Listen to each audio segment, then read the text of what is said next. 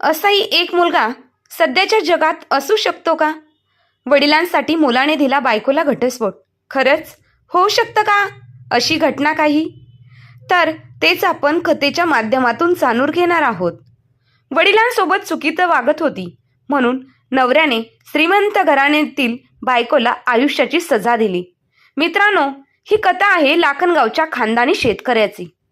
15 acre जमीन, काळीभोर माती आणि त्या मातीमध्ये फक्त सगळीकडे ऊस ऊस लावून दिला होता.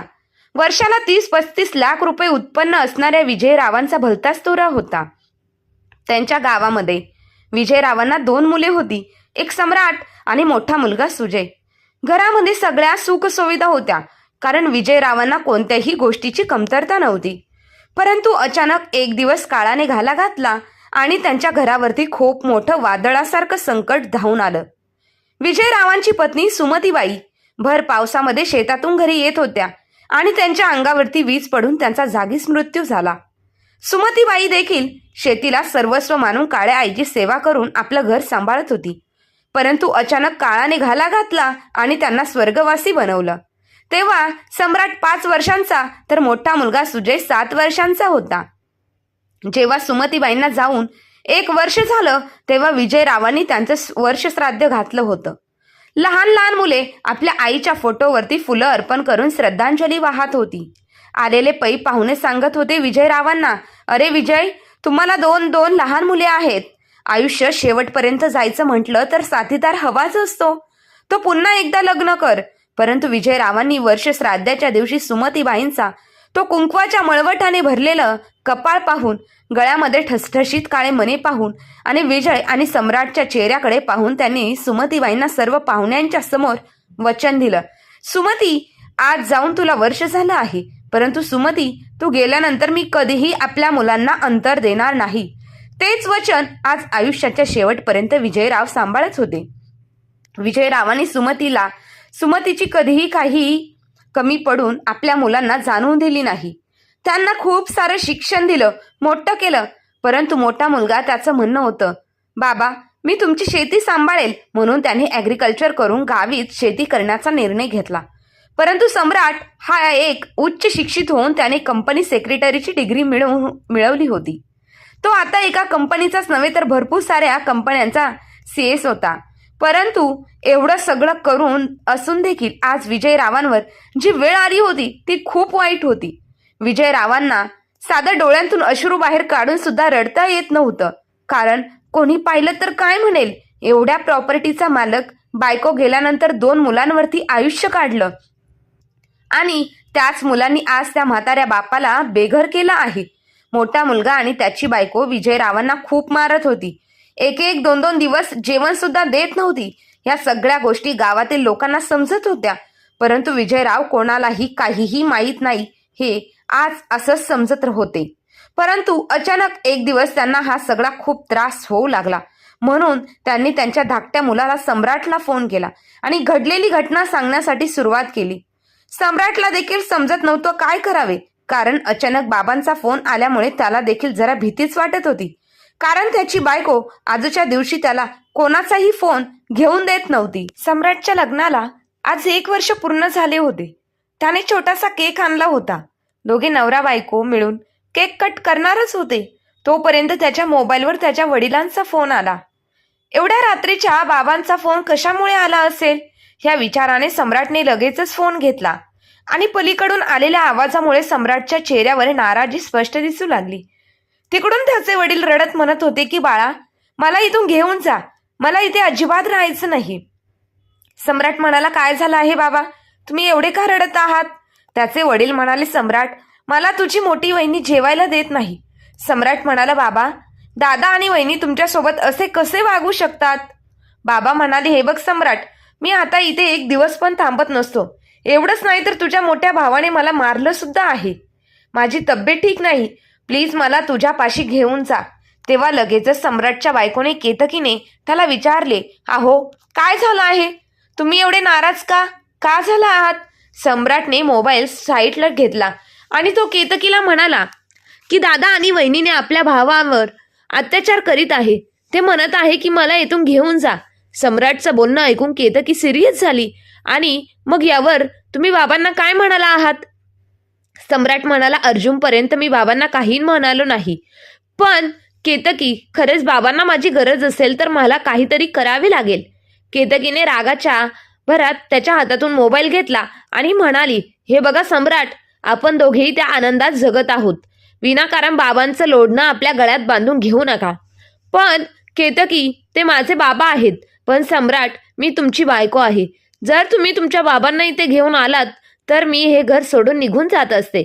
सम्राटला समजत नव्हतं की काय करावं. एकीकडे जन्मदाते वडील होते आणि दुसरीकडे त्याची जीवनसाथी होती. त्याने एक मोठा श्वास घेतला आणि तो बाबांना म्हणाला, बाबा, सध्या मी दुसऱ्या शहरात आहे. घरी गेल्यावर मी यावर तुमच्याशी बोलतो. आता सगळं काही विसरून सम्राटला त्याची अॅनिव्हर्सरीचा आनंदात साजरी करावी लागणार होती. कारण केतकी खूप श्रीमंत घराण्यातून आली होती. तिच्याच वडिलांनी त्याला हे घर दिले होते. शिवाय त्याच्याकडे 4 चाकी गाडी आणि खूप चांगली नोकरीही होती. अशा वेळी तो बायकोला नाराज करू शकत नव्हता. लग्नाच्या पहिल्याच रात्री केतकीने सम्राटला स्पष्ट शब्दात सांगितलं होतं की आपल्या आयुष्यात मी कोणालाही पण बर्दाश्त करू शकत नाही. सम्राटच्या मनात अजून सुद्धा तो त्याच्या वडिलांना त्याच्यापाशी ठेवू शकत नव्हता. त्यामुळे त्याने त्याच्या वडिलांना त्याच्या मोठ्या भावापाशी पाठवून दिले. लग्न झाल्यापासून सम्राटने स्वतःला काही महत्त्व दिले नव्हते. तो तर फक्त केतकीच्या इशाऱ्यावरच नाचत होता. त्याचं स्वतःचं असं काहीच अस्तित्व नव्हतं. कारण सम्राट काय खाणार, काय घालणार, कुठे जाणार हे सगळं केतकीच्याच मनाने त्याला करावे लागत होते. हे काही त्याचा आनंद नव्हता. तो तर एका बंद पिंजऱ्यात कैद झाला होता. त्याला एका पक्षाप्रमाणे उडता येत पण नव्हतं. त्याच्या वडिलांचा कधी कधी त्याला फोन येत होता, परंतु काहीतरी बहाणा करून तो लगेच फोन ठेवून देत होता. त्याला माहित होतं की त्याचे वडील त्रासात आहे, तरी पण तो काही सुद्धा करू शकत नव्हता. आणि आज अचानक वडिलांचा त्याला फोन आला की मला घेऊन जा, कारण त्याचे मोठे भाऊ आणि वहिनी त्याच्या वडिलांना त्रास देत आहेत. त्याला 2 दिवस काहीच करमले नाही. त्याचं मन बेचैन झालं होतं. तिसऱ्या दिवशी अचानक त्याच्या दारावर जोरात टपटक झाली. त्याने जाऊन दरवाजा उघडला तर समोर वडिलांना पाहून त्याला धक्काच बसला. कारण वडिलांचा चेहरा खूपच सुकला होता आणि त्याच्या चेहऱ्यावर अशक्तपणा सम्राटला दिसत होता. सम्राटने त्याच्या वडिलांना नेहमी ताठ मानेने जगताना पाहिलं होते, परंतु आज ते खूप बेसहारा दिसत होते. तो वडिलांना आतमध्ये घेणारच होता, तोपर्यंत तिथे केतकी आली आणि तिने दरवाजा लावला आणि म्हणाली, तुझे वडील इथे काय करत आहेत? तुम्हाला सांगितलं होतं ना की मी तुमच्या वडिलांना इथे राहून देणार नाही. सम्राट म्हणाला, केतकी, ते माझे वडील आहेत. इथे येणार नाही तर मग ते कुठे जाणार आहेत? हे बघा, तुम्ही तुमच्या वडिलांचा ठेका घेतला नाही. तुमचे भाऊ आणि वहिनी त्यांना सांभाळू शकतात. आता तुम्ही अजिबात दरवाजा उघडू नका. थोड्या वेळानंतर तुमचे वडील आपोआप येथून निघून जातील. असं म्हणून ती तेथून निघून गेली.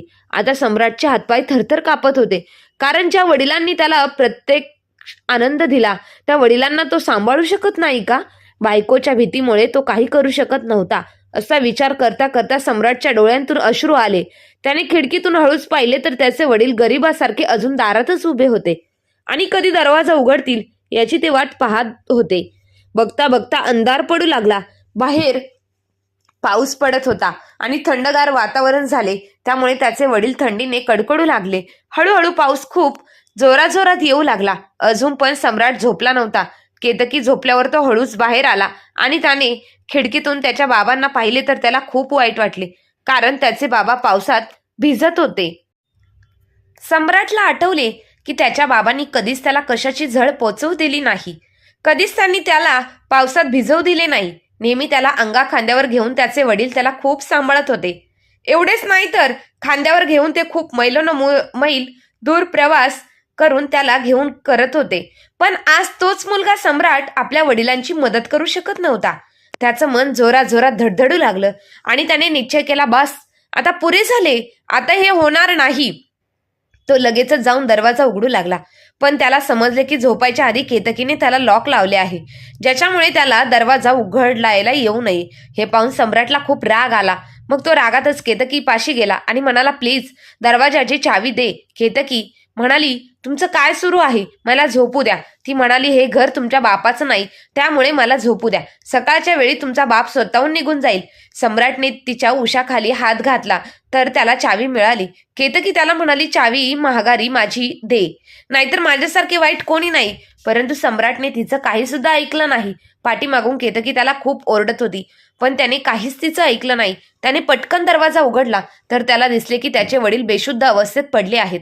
आता यावेळी तो केतकीला काही सुद्धा बोलू शकत नव्हता. त्याला तर खूप राग आला होता, पण सध्या त्याला त्याच्या वडिलांना हॉस्पिटलमध्ये घेऊन जायचे होते. त्याने पटकन ॲम्ब्युलन्स बोलवली आणि वडिलांना घेऊन तो निघाला.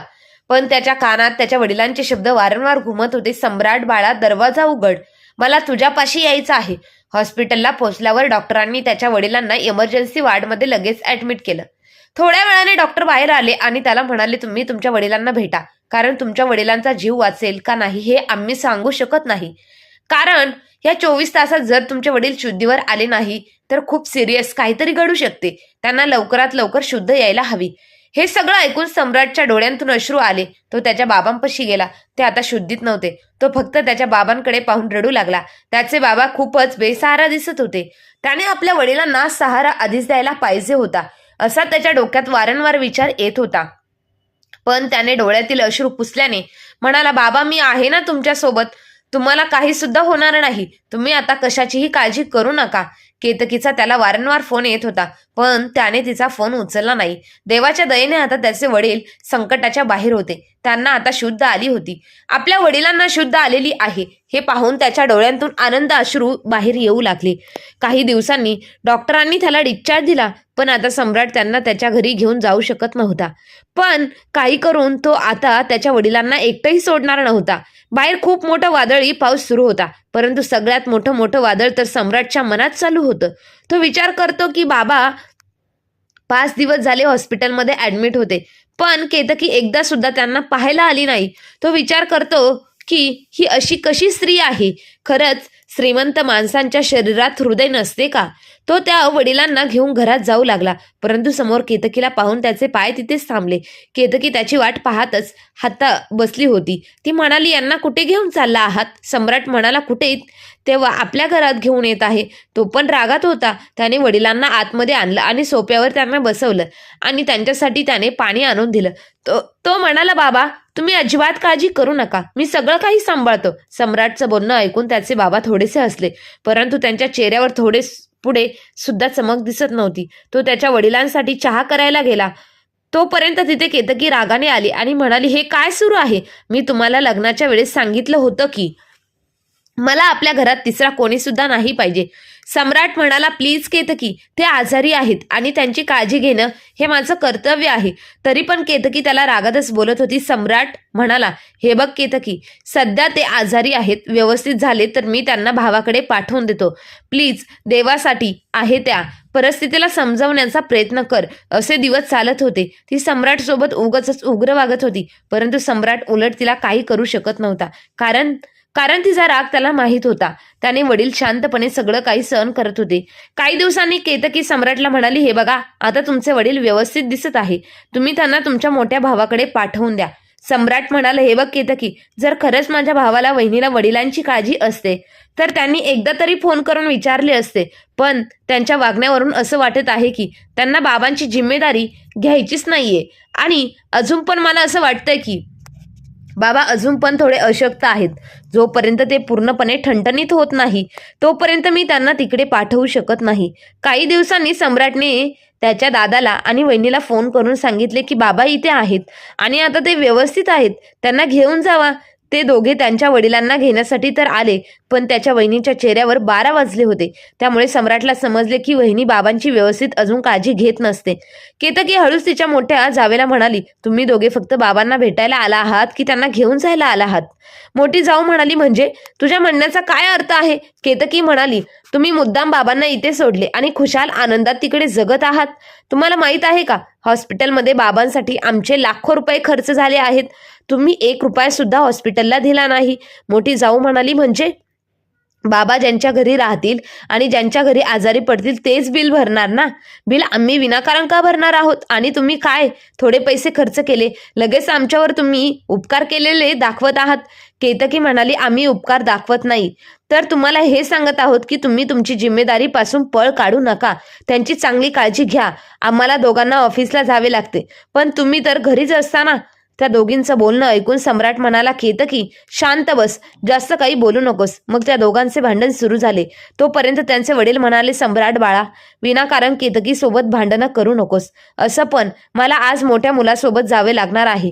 त्याच्या वडिलांच्या बोलण्यात त्याला खूप दुःख दिसलं. तो विचार करत होता, असल्या श्रीमंतीचा काय फायदा की ज्याच्यामुळे तो वडिलांची सेवा सुद्धा करू शकत नाही. पण अचानक तो म्हणाला, हे बघा बाबा, तुम्ही कुठे सुद्धा जायचे नाही, कारण तुमचे आता तुमची अजून तब्येत व्यवस्थित झाली नाही. तोपर्यंत केतकी म्हणाली, अहो, तुमचे मोठे भाऊ बाबांना घेऊन जात असतील तर विनाकारण त्यांना का अडवत आहात? सम्राट रागाने म्हणाला, हे बघ केतकी, जर बाबा इथे राहत नसतील तर मी सुद्धा इथे राहणार नाही. सम्राटचं असं बोलणं ऐकून केतकीचा चेहरा पांढरा पडला.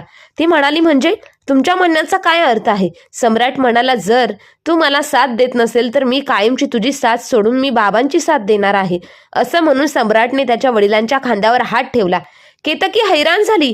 तिला विश्वास बसत नव्हता की तिचा गुलाम नवरा असा तिला कधी बोलेल. केतकी आता काहीच बोलण्याच्या मनस्थितीत नव्हती, म्हणून ती तिच्या खोलीत निघून गेली. आता या वातावरणात येथून निघून जावे असे त्याच्या मोठ्या भावाला वाटले आणि तो बायकोसोबत जाऊ लागला. त्याचे वडील सम्राटला म्हणत होते की मी सुद्धा त्यांच्यासोबत जातो, परंतु सम्राट त्याच्या वडिलांना त्यांच्यासोबत पाठवत नव्हता. शेवटी त्याचे भाऊ आणि वहिनी निघून गेले.